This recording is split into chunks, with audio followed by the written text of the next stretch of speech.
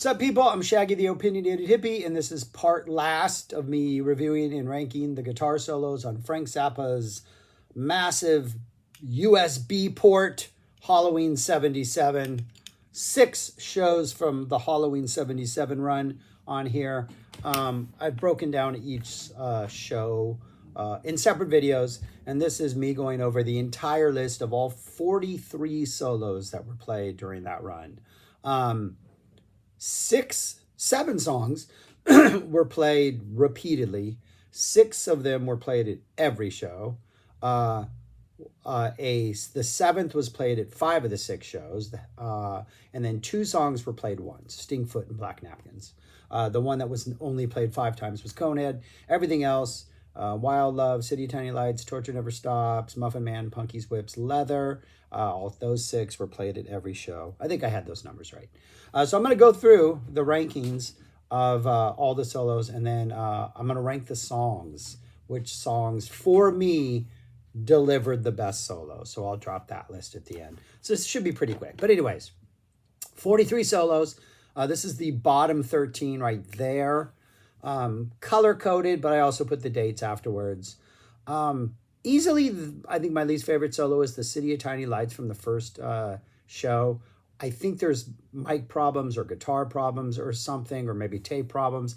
I don't think the full thing is there. I mean, you don't hear any glitches or anything, but there's something weird about that solo because it's just not really happening like every other solo in this entire run is. And then if you notice, everything else on the bottom are leathers, Punky's Whips, and those kind of things. Muffin Men. Yeah, leathers, Punky's Whips, and Muffin Men. Not that they're bad solos, but because the leather solos are for the most part always the same. A minute of like jazzy soloing. The difference is on whether I feel like it's a cohesive run of solo, like whether that minute is a cohesive thread or a bunch of little just ideas, you know. And then the Muffin Man and the Punky's Whips are all good, but they're all end of the show solos. You know, they're kind of bringing the same thing. A couple of them do sneak out of this, which is, yeah, we'll see that. Well, but that's what the bottom 13 looks like. And then the next middle 10, 21 through 30, I think we finish all the Muffin Mans. There's one more Muffin Man that makes it into the top 20, but the rest of the Muffin Men are in this run. The rest of the Punky's Whips are in this one. We got the Stinkfoot. I like the Stinkfoot solo. I think it's a really nice, refreshing break from the other songs. I also think it's a great opening solo always. I think one of the reasons 74 was so great, Fall 74, is they opened with Stinkfoot a lot. And I think that solo it let Frank like get out some ideas, warm up a little. It really is almost like a stretching exercise for Frank, but it was always engaging. And that's what it is. It falls way down there, but it's still a good solo. That's the last of the leathers, is the one at number 30. The one at 31, Halloween 31. There's still one more Muffin Man that's going to reach up there. I said that. Some good ones in here. Our lowest, Torture Never Stops, down there. The first show of the run. But yeah, there we go. Dropping off, jumping up into 10 through 20.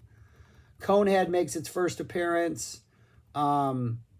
The Coneheads on this I love. They're instrumental Coneheads. You can hear the very beginning of it in Baby Snakes, but it's this instrumental song that kind of sounds very little like the Final You Are What You Is thing. Some of Frank's best exploration of ideas. Oddly enough, it's the first 2 shows which are the best, and then from there on out, they get less interesting, with the Halloween one being the least interesting. Yeah, really, that's the path I think they actually take. The second one is the best, but if you look at what Coneheads are on here, you got the 29th is at 11, and then the 29th, number 2, is at 16, and then the 31st is at 20. They didn't play one on the 30th.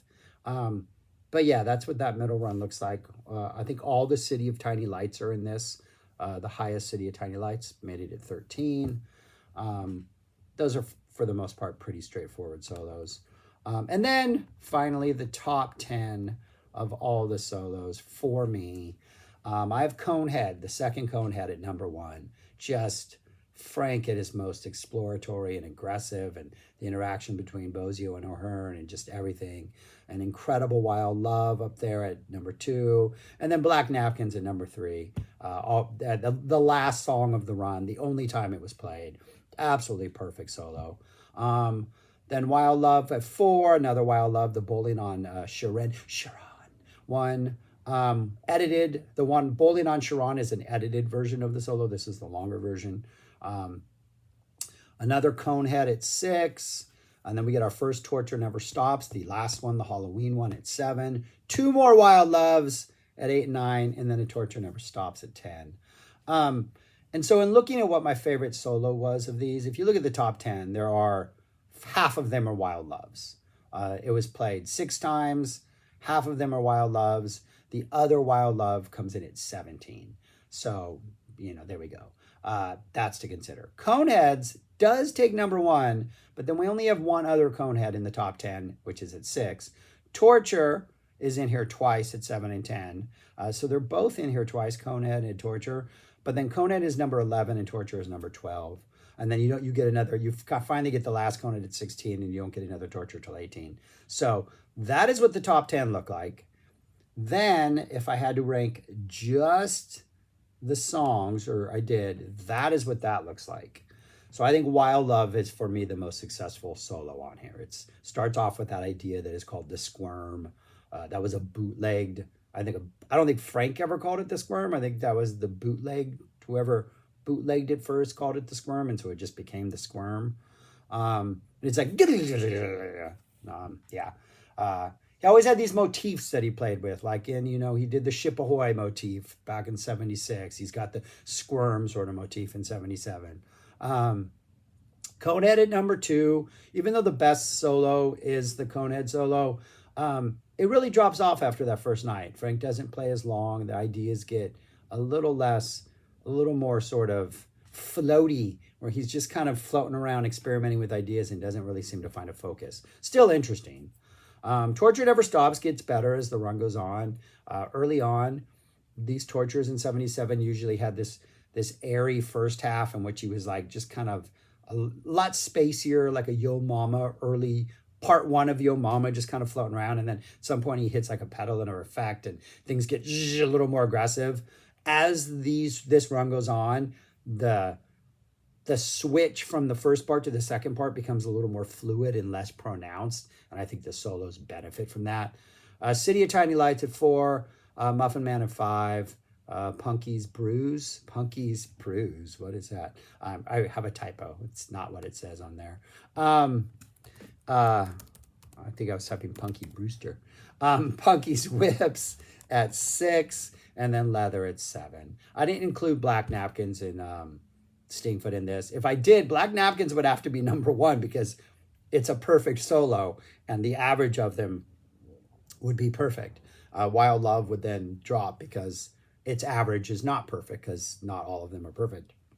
But I didn't include Black Napkins for that reason. Stingfoot would have fallen probably at between Leather and Punky's Whips.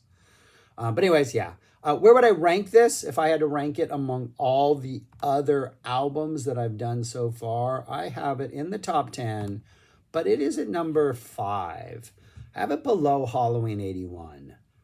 I think I overall prefer these shows. I love this band. I love these songs.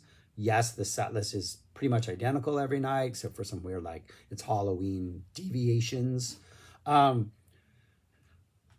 the Halloween 81s are like different set lists. There are chunks that are the same. Like he has 5 or 6 song runs that he would just insert into the shows. They're a little more varied. But I think the solos in 81 really are just stupidly, incredibly perfect. Almost all of them. So yeah, but it's easily a top 5, as it turns out. A top 5 listen. This is when Frank is really entering probably an incredible run of years. 77 all the way through 82 were just ridiculous, his playing. And this is the beginning of that. Starting to see the glimpses into the even greater greatness that he would achieve in the next couple of years. But yeah, I have it at number 5. All right, well, that's all I got. Wrapping up Halloween 77. Woo! Not a lot of albums left. There are some big ones left that I haven't done, but not a lot left with guitar solos. There's a lot that don't have guitar solos, I'm finding out. But yeah, all right, that's all I got for this Halloween 77. It's been a joy to revisit it and re-listen to all this stuff with more like sort of critical ears. But yeah, all right. Well, that's all I got. Thanks for watching. Subscribe, like, share, comment, do all those things. And go listen to the Coneheads from this. They're a blast. They're really good. All right. Thanks. Peace. Talk to you later.